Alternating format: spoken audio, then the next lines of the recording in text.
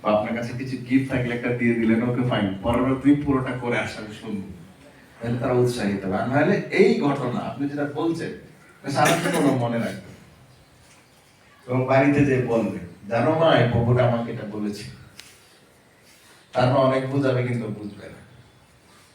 ও আপনাকে দেখলে চিন্তা করে যে এই বউটা, ওর ফ্রেন্ড সার্কেলও বলবে এই কথা, জানিস এই বউটা না আমাকে এটা বলেছে। আপনি খুঁজতে, আমি বাচ্চাদের সাথে কাজ করি তো আমি জানি এটা বলবে। আপনি তার কাছে খলনায়ক হয়ে যাবেন প্রভু থেকে। কি অদ্ভুত, সেটা করা যাবে। এনিওয়ে, তো যদি আমরা এই আবেগীয় বা মানসিক নির্যাতন করি বাচ্চাদের মধ্যে, তাদের কি কি প্রভাব পড়ে দেখেন।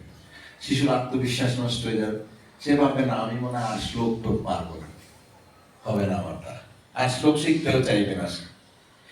নেক্সট হচ্ছে হতাশা বা বিষণ্ণতা তৈরি হবে বাচ্চাদের মধ্যে, যে আমি মনে হয় যোগ্য না, আমাকে দিয়ে কিচ্ছু হবে না, আমার আর চেষ্টা করে লাভ নেই। তারপরে আবেগ নিয়ন্ত্রণের সমস্যা হবে, যেমন দেখা গেল যে আপনি লাল কাপড়ের একদিনই কথা বললেন, ও লাল কাপড়